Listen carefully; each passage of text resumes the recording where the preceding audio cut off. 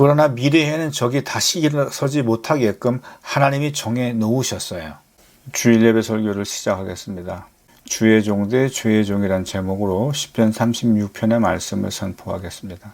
1944년에 라이너드 니버는 The Children of Light and the Children of Darkness라고 하는 책을 발표해요. 이 책에서 그는 빛의 자녀는 하나님의 정의를 추구하고 반면 어둠의 자녀는 자기 이익을 집요하게 추구한다 이렇게 쓰고 있어요. 세상에 80억의 인구가 살고 있고 종교도 다양하고 신념도 다양한 것 같지만 영적으로는 딱 두 종류만 있다는 거죠. 하나님의 정의를 추구하는 자들과 자기 이익을 추구하는 자들, 딱 이 두 종류뿐이에요. 오늘 본문에 나오는 사람들도 딱 두 종류예요. 자기 이익을 지독히 추구하는 악당들과 하나님을 신뢰하고 하나님의 정의를 추구하는 자. 오늘은 주의 종 대 죄의 종이라는 제목으로 시편 36편의 말씀을 증거하겠습니다. 악인의 죄가 그의 마음속으로 이르기를 그의 눈에는 하나님을 두려워하는 빛이 없다 하니, 오늘 표제어는 성가대장에게 주의 종 다윗의 시라고 돼 있어요. 여기서 주의 종이라는 말이 더 붙었어요. 그리고 9절에서 주의 빛 안에서 우리가 빛을 본다 그랬거든요. 반면에 악인에 대해서는 그냥 악인이라 하지 않고 악인의 죄가 그랬어요. 죄가 주인이고 악인은 죄의 종이에요. 표제어에 왜 주의 종이라는 말이 덧붙었는지 그 이유가 설명돼요. 이 세상은 주의 종 대 죄의 종의 싸움인 거예요. 악인은 나는 하나님이 두렵지 않다 그래요. 그 이유가 뭐냐? 그가 스스로 자랑하기를 자기의 죄악은 드러나지 아니하고 미워함을 받지도 아니하리라 함이로다. 악인이 생각해 볼 때 자기는 죄지어도 드러나지 않고 처벌받지도 않아요. 그러니 하나님을 두려워할 필요가 전혀 없어요. 그래서 죄를 막 저질러요.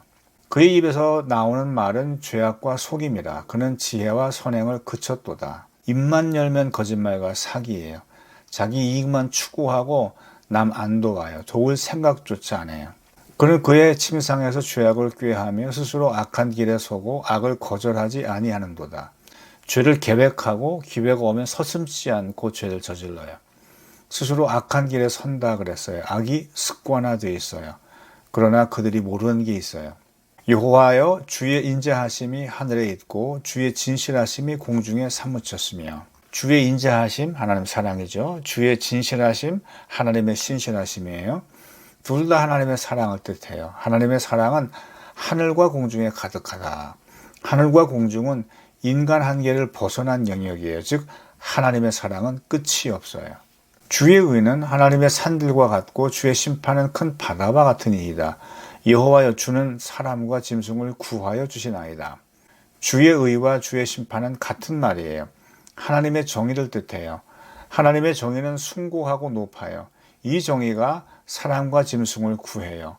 야쉐, 보호하다 라고 하는 뜻이에요. 하나님 정의가 하나님의 질서가 있기에 사람과 동물이 살아있는 거예요. 하나님이여 주의 인자하심이 어찌 그리 보배로운지요. 사람들이 주의 날개 그늘 아래에 피하나이다. 주의 인자하심, 하나님의 사랑이 보배롭대요. 이유가 뭐냐? 사람들이 주의 날개 그늘 아래 피하기 때문이래요. 중동 지역의 한낮 기온은 43도에서 45도 정도 돼요. 사막은 55도예요. 숨쉬기도 힘들고 거기 오래 있으면 죽을 수도 있어요. 거기가 어딘데라는 프로그램이 있었어요. 배정남, 지진이, 차태현, 조세호의 4명이서 오만의 사막을 걸어요. 사막의 열기가 아지랑이처럼 끓어오르면서 헛게 보여요. 물이 보이고 바다가 보이고. 그러다가 조그마한 나무 그늘을 찾아 그 그늘에 쉬어요. 사막 지역에 사는 사람들은 그늘이 얼마나 소중한지 잘 알아요. 하나님의 날개는 거대한 그늘이에요. 하나님의 날개가 있으면 사막에서도 살 수 있어요. 유대인들이 무더운 사막 지역에서도 지금까지 살 수 있었던 건 하나님의 날개, 즉 사랑 때문이에요. 그들이 주의 집에 있는 살진 것으로 풍족할 것이라. 주께서 주의 복락의 강물을 마시게 하리이다. 그들이 주의 집에 있는 살진 것으로 풍족할 것이라 그랬어요. 주의 집에 있다는 건 하나님을 신뢰하는 삶을 뜻해요. 그런 삶은 먹을 것이 풍족할 거래요. 또한 주께서 주의 복락의 강물을 마시게 하리이다 그랬어요. 복락은 에덴이고 강물은 세찬 급류예요. 에덴이 왜 에덴이냐? 거기에 풍족한 물이 있어서 그래요. 즉 주의 종의 삶은 먹을 것과 마실 것이 충분하다라고 하는 거예요. 진실로 생명의 원천이 주께 있사오니 주의 빛 안에서 우리가 빛을 보리이다. 하나님은 생명의 근원이세요. 모든 생명이 하나님으로부터 왔고 하나님으로 돌아갈 거예요. 또한 하나님은 빛이세요. 그 빛을 우린 주의 빛 안에서만 볼 수 있어요. 이걸 계시라고 그래요. 하나님이 보여주셔야만 알 수 있는 지식을 주의 종은 알아요. 주를 아는 자들에게 주의 인자하심을 계속 베푸시며 마음이 정직한 자에게 주의 공의를 베푸소서. 주를 아는 자와 마음이 정직한 자는 둘 다 주의 종을 뜻해요. 이런 사람에게 사랑과 공의를 베풀어 달래요. 나쁜 놈들 이기기 위해선 하나님이 내 편 들어주셔야 될 것 같은데 다윗은 그렇게 기도 안 해요.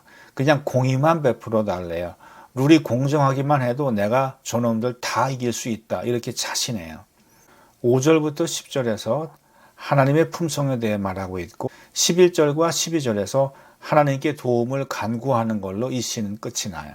교만한 자의 발이 내게 이르지 못하게 하시며 악인들의 손이 나를 쫓아내지 못하게 하소서. 악당들로부터 보호해 달래요. 악을 행하는 자들이 거기서 넘어졌으니 엎드러지고 다시 일어날 수 없으리이다. 여기서 넘어졌으니 엎드러지고 일어날 수 없으리이다. 이 세 동사는 다 완료형이에요. 넘어졌으니와 엎드러지고는 현재 완료예요. 근데 일어날 수 없으리이다는 미래 완료예요. 아직은 저놈이 계속 일어나고 있어요. 마치 터미네이터처럼. 그러나 미래에는 적이 다시 일어서지 못하게끔 하나님이 정해 놓으셨어요. 김혜자가 공익광고에 나와서 우리가 환경을 파괴했어요. 그러나 생명의 힘이 그보다 더 강해요라는 말로 끝을 맺어요. 현실에선 죄의 종이 엄청 강해서 우리가 절대 이길 수 없을 것만 같아요. 하지만 기도하면 우리가 이겨요. You already won이란 찬양이 있어요. 나는 전쟁을 치르고 있어요. 하지만 주께서는 이미 이겨놓으셨어요. 이런 내용이에요. 우리 인생에 앞길을 막는 수많은 적들이 우리를 두렵게 해요. 하지만 기도하면 반드시 이깁니다.